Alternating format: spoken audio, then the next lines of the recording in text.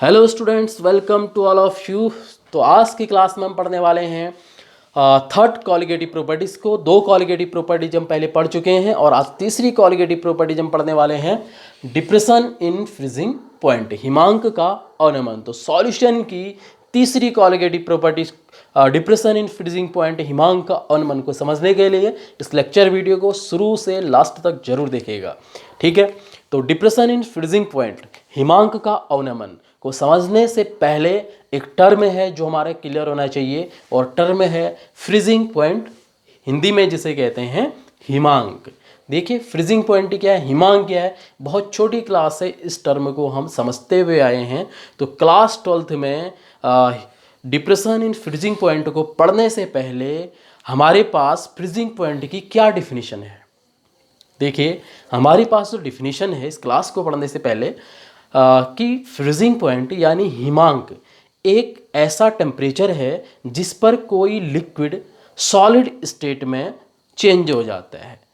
यानी हिमांक एक ताप है जिस पर कोई द्रव ठोस अवस्था में बदल जाता है, ठीक है। तो अभी तक ये डिफिनीशन हम सुनते हुए आए हैं। इस डिफिनीशन के इस तरीके से ही हम फ्रीजिंग पॉइंट को डिफाइन करते हैं, बट आज हम वेपर प्रेशर को बहुत अच्छे तरीके से समझते हैं। तो क्यों ना फ्रीजिंग पॉइंट की एक बहुत बढ़िया और स्टैंडर्ड डिफिनीशन बना दी जाए वेपर प्रेशर के अकॉर्डिंग, ठीक है। तो वेपर प्रेशर के अकॉर्डिंग हम फ्रीजिंग पॉइंट यानी हिमांक को किस तरीके से डिफाइन करते हैं देखिएगा। देखिए फ्रीजिंग पॉइंट एक ऐसा टेम्परेचर है, फ्रीजिंग पॉइंट एक ऐसा टेम्परेचर है जिस पर किसी लिक्विड का वेपर प्रेशर उस लिक्विड के सॉलिड फेज के वेपर प्रेशर के इक्वल हो जाता है, ठीक है। तो फ्रीजिंग पॉइंट एक ऐसा टेम्परेचर है जिस पर किसी लिक्विड का वेपर प्रेशर उस लिक्विड के सॉलिड स्टेट के वेपर प्रेशर के इक्वल हो जाता है, ठीक है। फॉर एग्जांपल वाटर का सॉलिड फेज क्या है, आइस है, बर्फ है, ठीक है। तो एक ऐसा टेम्परेचर जिस पर वाटर का वेपर प्रेशर आइस के वेपर प्रेशर के इक्वल हो जाए, उस टेम्परेचर को फ्रीजिंग पॉइंट कहते हैं। क्यों कहते हैं? क्योंकि उस टेम्परेचर पर वाटर फ्रीज हो जाता है और किस में बदल जाता है, सॉलिड में बदल जाता है, यानी आइस में, बर्फ में बदल जाता है।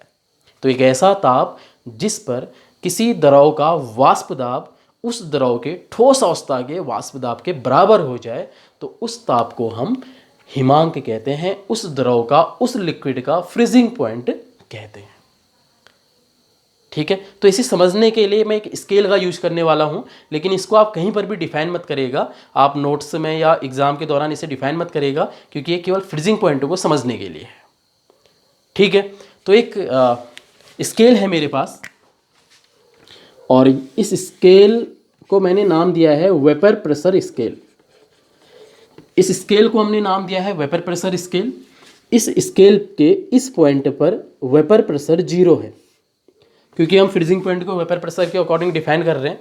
तो मैंने वेपर प्रेशर स्केल बनाया है जिसके इस पॉइंट पर वेपर प्रेशर 0 है और इस पॉइंट पर वेपर प्रेशर 0.2 है। अगर इस पॉइंट पर चले जाएं तो वेपर प्रेशर बढ़ रहा है, 0.3 है। फिर और आगे चले जाएं तो इस पॉइंट पर वेपर प्रेशर 0.4 है, और आगे जाएं तो इस पॉइंट पर वेपर प्रेशर 0.5 है, और यहाँ पर वेपर प्रेशर सबसे ज़्यादा है। इस स्केल के अकॉर्डिंग यहाँ पर वेपर प्रेशर सबसे कम है, और इसके लास्ट एंड में यहाँ पर वेपर प्रेशर सबसे ज़्यादा है, 0.6 है। अब मेरे पास एक लिक्विड है, और वो लिक्विड कौन सा है? वो लिक्विड है वाटर। लिक्विड क्या है? वाटर है, ठीक है। और एक और सब्सटेंस है मेरे पास जो वाटर का सॉलिड फॉर्म है। तो वाटर का सॉलिड फॉर्म क्या है? आइस, बर्फ। तो मेरे पास दो मटेरियल है यहाँ पे, एक तो वाटर है और वाटर का ही सॉलिड फेस मेरे पास आइस भी है। तो सबसे पहले बात करते हैं वाटर की।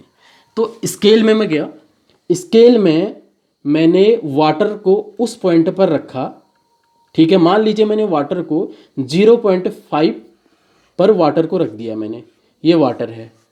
क्यों रखा मैंने 0.5 पर? ये स्केल किस चीज़ का है? ये वेपर प्रेशर का स्केल है। तो इसका मतलब वाटर का जो वेपर प्रेशर है वो कितना है, 0.5 है, इसलिए मैंने इसे 0.5 पर रख दिया। अगर 0.6 से होता तो 0.6 पर मैं रख देता। लेकिन एक्चुअली वाटर का वेपर प्रेशर 0.5 ऐसा कुछ भी नहीं होता है, केवल समझने के लिए है। ठीक है, मान लीजिए, कंसिडर कर लीजिए वाटर का वेपर प्रेशर 0.5 है। तो दूसरा मटेरियल मेरे पास क्या है, वाटर का सॉलिड फॉर्म है आइस। आइस का वेपर प्रेशर कितना होगा, 0.6 नहीं हो सकता है, क्योंकि लिक्विड के कंपेरिजन में सॉलिड का वेपर प्रेशर कम होता है। कितना है, आइस का वेपर प्रेशर, मैंने यहाँ पे आइस को रख दिया है, बर्फ को मैंने यहाँ पे रख दिया है। तो बर्फ का वेपर प्रेशर कितना है, 0.2 है, और वाटर का वेपर प्रेशर कितना है, 0.5 है।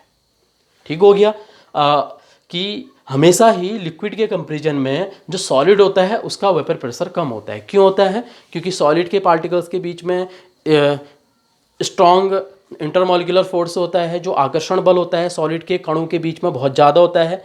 तो जब आकर्षण बल ज़्यादा है तो फिर जो पार्टिकल्स हैं वो वेपर में कम चेंज होंगे। तो वेपर कब बनेगा, कम बनेगा, तो वेपर प्रेशर भी कम होगा, वाष्प दाब भी कम होगा। जबकि लिक्विड के पार्टिकल्स में सॉलिड के कंपेरिजन में थोड़ा इंटरमॉलिक्यूलर फोर्स थोड़ा कम है, आकर्षण बल थोड़ा कम है, तो लिक्विड के पार्टिकल से ज़्यादा वेपर में बदलेंगे। तो इसलिए लिक्विड का जो वेपर प्रेशर है ज़्यादा है, वाष्प दाब ज़्यादा है। ठीक हो गया। अब मैं आपको अगर एक लिक्विड दे दूं, वाटर दे दूं आपको मैं, और आपसे कहूं मैं कि वाटर को आइस में चेंज करके लाइए। एक बीकर में मैं आपको वाटर दे देता हूं 500 ml, आपसे मैं कहता हूं कि इसे आइस में चेंज करके आप ले आइए। ठीक है, तो आप क्या करेंगे, आप वाटर को ले जाएंगे, पानी को ले जाएंगे, कुछ देर के लिए फ्रीज में रख देंगे, फ्रीज में रख के निकाल के आप मेरे पास ले आएंगे कि ये आइस में कन्वर्ट हो गया। तो फ्रीज में रखने का मतलब क्या हुआ, फ्रीज में रखने से हुआ क्या, फ्रीज में रखने से वाटर का जो टेम्परेचर है वो डाउन हुआ। वाटर का टेम्परेचर, फ्रीज ने क्या किया, वाटर के टेम्परेचर को कम किया, और टेम्परेचर कम होता रहा, एक टेम्परेचर ऐसा आया जिस पर आपका वाटर किस सॉलिड स्टेट में चेंज हो गया। ठीक है, अब वैसे ही यहाँ पर वाटर हमारे पास है जिसका वेपर प्रेशर 0.5 है, आइस हमारे पास है जिसका वेपर प्रेशर 0.2 है। अगर इस वाटर को मुझे आइस में चेंज करना है तो क्या करें, टेम्परेचर डाउन करना पड़ेगा, फ्रीज वाला काम करना पड़ेगा। अगर मैं टेम्परेचर डाउन करता हूँ तो होगा क्या, क्योंकि हमने वेपर प्रेशर में पढ़ा था कि टेम्परेचर वेपर प्रेशर पर क्या इफेक्ट डालता है। जब किसी लिक्विड का टेम्परेचर बढ़ता है तो वेपर ज़्यादा बनते हैं, वेपर प्रेशर भी बढ़ता है।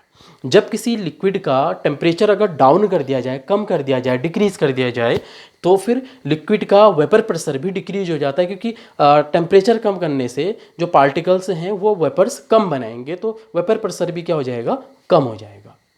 ठीक है, तो यहाँ पर मुझे वाटर को आइस में बदलना है, क्योंकि मैं एक टेम्परेचर ढूंढ रहा हूँ।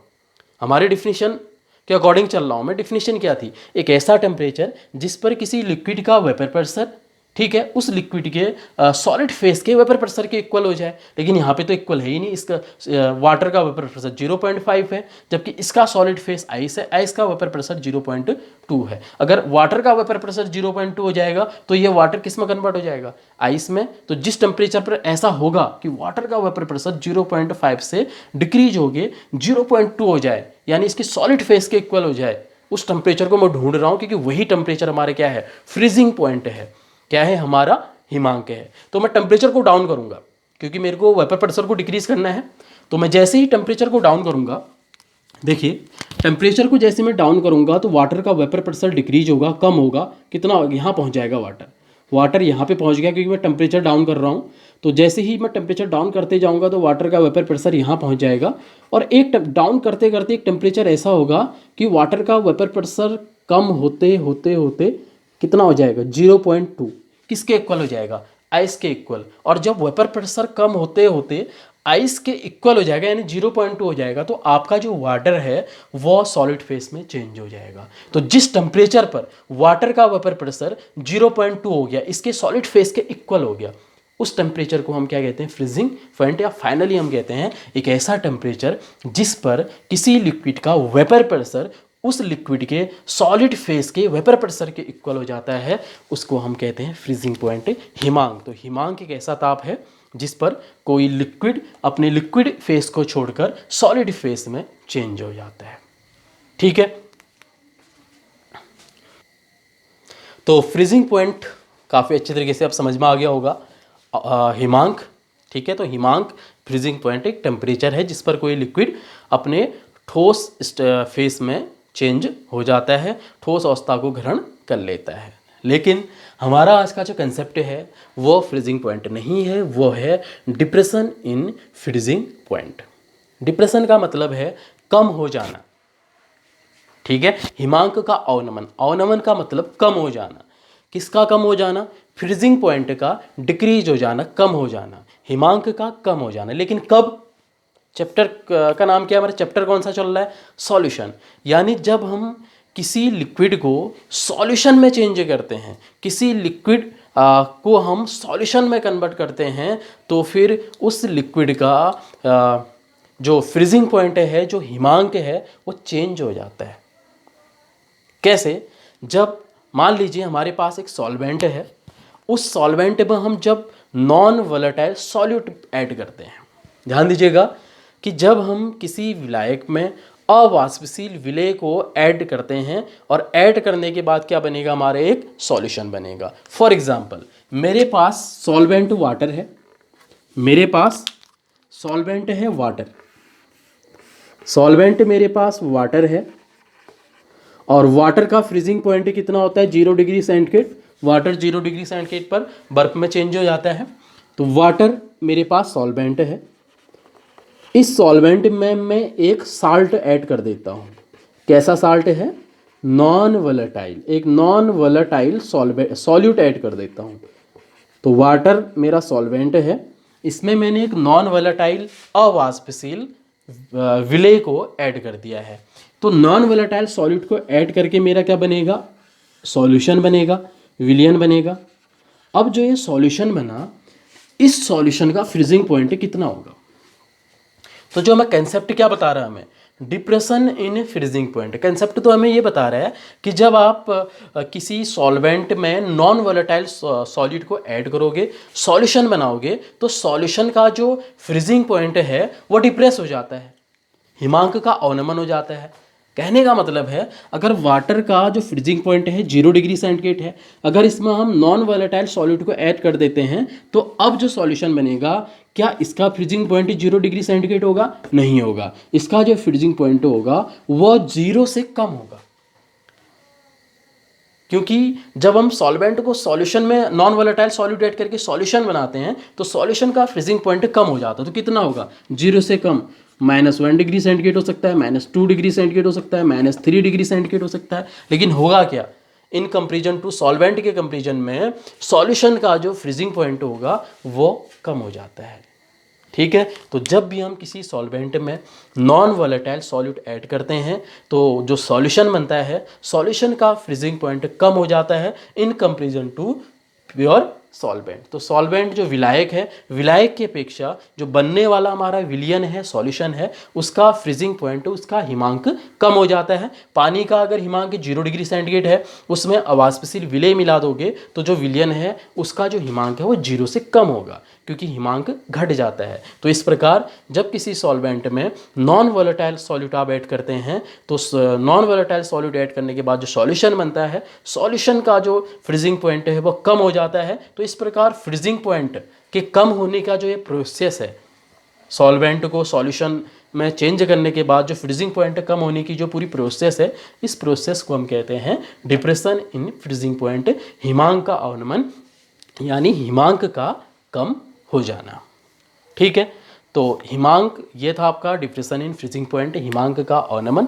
अब इस डिप्रेशन इन फ्रीजिंग पॉइंट को हम एक ग्राफ प्लॉट करके भी समझ सकते हैं। तो ग्राफ प्लॉट करके हम बहुत बढ़िया तरीके से समझ सकते हैं, देखिएगा, ठीक है।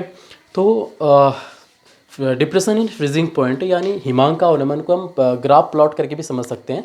तो एक ग्राफ प्लॉट कर लेते हैं। देखिए, आप देख पा रहे हैं, तो हमने यहाँ पे एक्स एक्सिस में वेपर प्रेशर ले लिया है और वाई एक्सिस में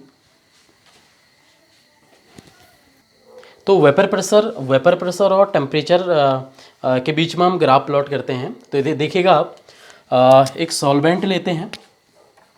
ग्राफ प्लॉट करने के लिए हम एक तो सॉल्वेंट लेंगे, क्योंकि सॉल्यूशन बनना है।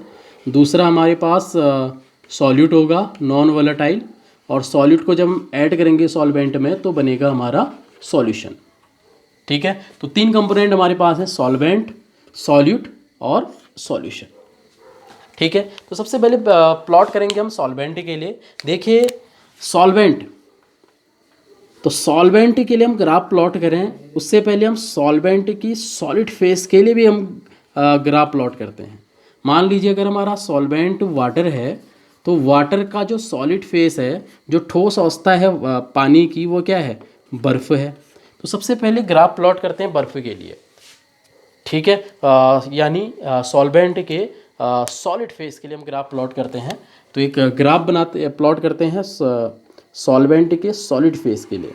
तो ये हमारा सॉल्वेंट का सॉलिड फेस के लिए हमने एक ग्राफ प्लॉट कर दिया है, और ये सॉल्वेंट का सॉलिड फेस है। ठीक है, और जैसे जैसे टेम्परेचर बढ़ रहा है, देखिए टेम्परेचर बढ़ेगा तो सॉलिड किस में कन्वर्ट हो जाएगा, लिक्विड में। तो इसके बाद ये लिक्विड में कन्वर्ट हो गया। देखिए ये है लिक्विड सॉल्वेंट, और ये है सॉल्वेंट का सॉलिड फेस। सॉल्वेंट का सॉलिड फेस के लिए है, और इसके बाद जब टेम्परेचर बढ़ेगा, देखिए जैसे ही टेम्परेचर बढ़ते जाएगा तो सॉलिड किस में कन्वर्ट हो जाएगा, लिक्विड में कन्वर्ट हो जाएगा। तो लिक्विड के लिए ये आ गया आपका, लिक्विड सॉल्वेंट के लिए ग्राफ हमने प्लॉट कर दिया है। ठीक है, जब हमने सॉल्वेंट और सॉलिड सॉल्वेंट और लिक्विड सॉल्वेंट के लिए ग्राफ प्लॉट किया तो आपको देखिए एक पॉइंट ऐसा नज़र आ रहा होगा बीच में। इस पॉइंट पर लिक्विड सॉल्वेंट का जो कर्व है और सॉलिड सॉल्वेंट का जो कर्व है, सॉलिड फेस का जो कर्व है, ये दोनों इस पॉइंट पर एक दूसरे को कट कर रहे हैं।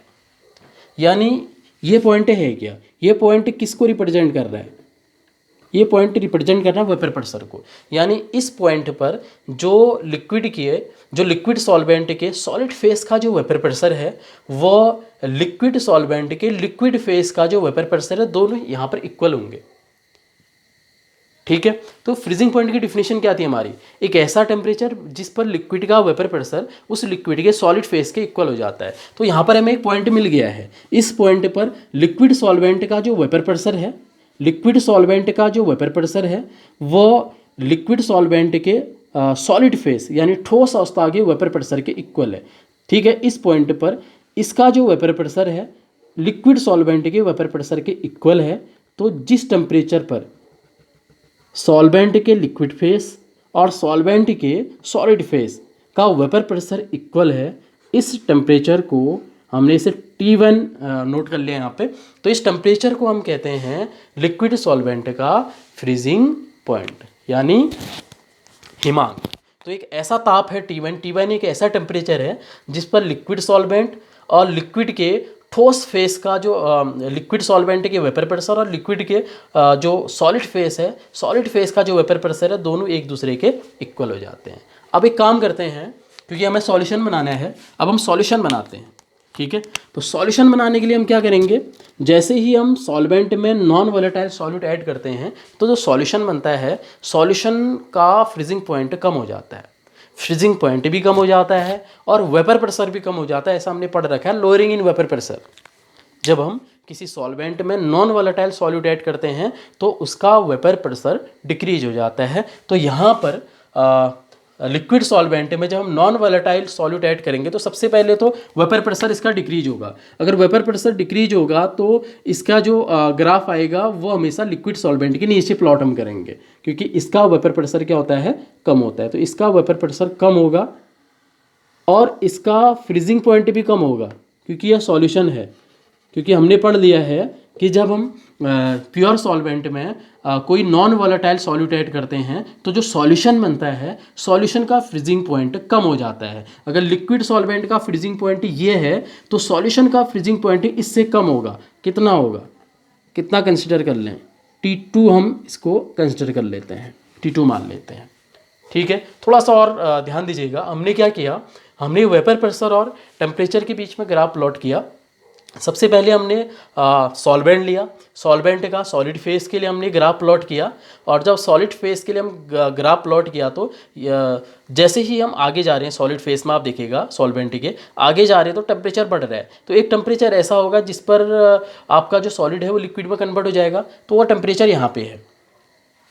ठीक है, इसके बाद आगे आपको क्या मिलेगा, सिर्फ लिक्विड सॉल्वेंट मिलेगा। तो इस पॉइंट पर लिक्विड का जो ग्राफ है, कर्व है, और सॉलिड लिक्विड के सॉलिड फेस का जो वेपर प्रेशर का जो कर्व है वो एक दूसरे को क्रॉस करे। तो ये पॉइंट क्या शो कर रहा है, ये पॉइंट ये बता रहा है कि जो लिक्विड सॉल्वेंट है इसका जो वेपर प्रेशर है इस पॉइंट पर इसके सॉलिड फेस के वेपर प्रेशर के इक्वल हो जाता है। तो किस टेम्परेचर पर इक्वल हो रहा है, T1 टेम्परेचर पर। T1 टेम्परेचर पर लिक्विड सॉल्वेंट का वेपर प्रेशर इस लिक्विड के सॉलिड फेस के वेपर प्रेशर के इक्वल हो जाता है। तो T1 लिक्विड सॉल्वेंट का, केवल सॉल्वेंट का फ्रीजिंग पॉइंट है।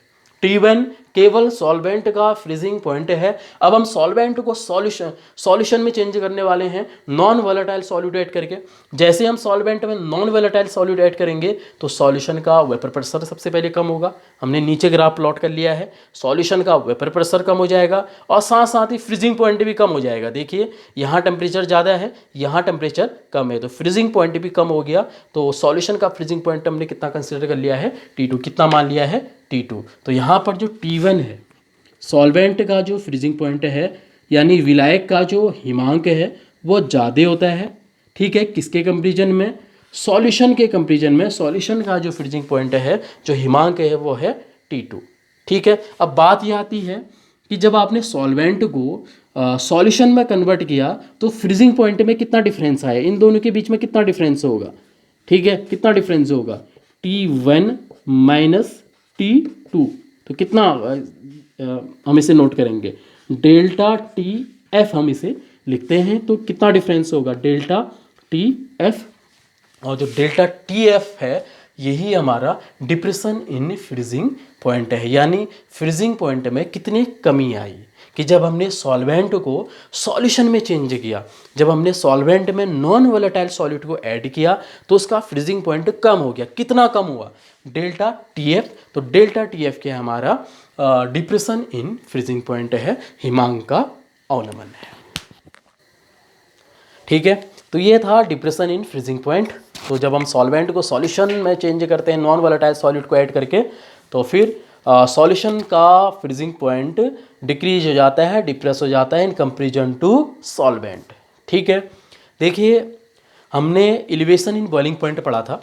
तो एलिवेशन इन बॉइलिंग पॉइंट में हमने एक मैथमेटिकल डेरिवेशन हमारा आया था कि जो एलिवेशन इन बॉइलिंग पॉइंट होता है वो मोललिटी के डायरेक्टली प्रोपोर्शनल होता है डाइल्यूट सॉल्यूशन के लिए। तो डाइल्यूट सॉल्यूशन के लिए हमारा जो डिप्रेशन इन फ्रीजिंग पॉइंट है, जिसे हम किससे रिप्रेजेंट कर रहे हैं, डेल्टा TF से रिप्रेजेंट कर रहे हैं। तो F का मतलब फ्रीजिंग पॉइंट, T क्या है, टेम्परेचर है। ठीक है, तो डेल्टा TF मतलब डिप्रेशन इन फ्रीजिंग पॉइंट। हिमांक का जो अनुमान है वह एलिवेशन इन बॉइलिंग पॉइंट की तरह ये भी मोललिटी के, ठीक है, ये भी सॉल्यूशन के मोललिटी के डायरेक्टली प्रोपोर्शनल होता है। या फिर हम इस तरीके से भी लिख सकते हैं, delta TF equal to directly proportional to molality equal to क्या होता है, number of mole of solute, number of mole of solute. देखिए इस फॉर्मूले को लिखते वक्त हमें एक चीज़ ये भी समझ में आ रही है क्यों हम कॉलिगेटिव प्रॉपर्टीज़ को कहते हैं कि कॉलिगेटिव प्रॉपर्टीज सॉल्यूट के पार्टिकल पर डिपेंड करती है। तो यहाँ पे आप देख लीजिए, ठीक है, क्योंकि मोललिटी पर डिपेंड कर रही है। तो मोललिटी इक्वल टू होता है number of mole of solute upon mass of solvent, upon mass of solvent in kg kilogram. ठीक है, मोललिटी इक्वल टू विलेय पदार्थ के मोल अपॉन विलायक का भार किलोग्राम में। ठीक है, या फिर हम प्रोपोर्शनल, डायरेक्टली प्रोपोर्शनल को जब यहाँ से हटाते हैं तो एक कांस्टेंट आता है, जबकि हम जब एलिवेशन इन बॉइलिंग पॉइंट पढ़ रहे थे वहाँ पे हमने इसे के भी लिखा था। तो यहाँ पे फ्रीजिंग पॉइंट है तो यहाँ पे हम इसे लिखते हैं KF इंटू मोललिटी। ठीक है, जो KF है ये मोलल फ्रीजिंग कांस्टेंट है, मोलल फ्रीजिंग कांस्टेंट है, या फिर इसे कहते हैं क्रायोस्कोपिक कांस्टेंट भी इसे कहा जाता है। ठीक है, क्रायोस्कोपिक कांस्टेंट भी इसे कहा जाता है। और जो जैसे वहाँ पर जो मोलल एलिवेशन कांस्टेंट था उसकी वैल्यू सॉल्वेंट पे डिपेंड करती है, तो इसकी भी वैल्यू सॉल्वेंट पे डिपेंड करती है।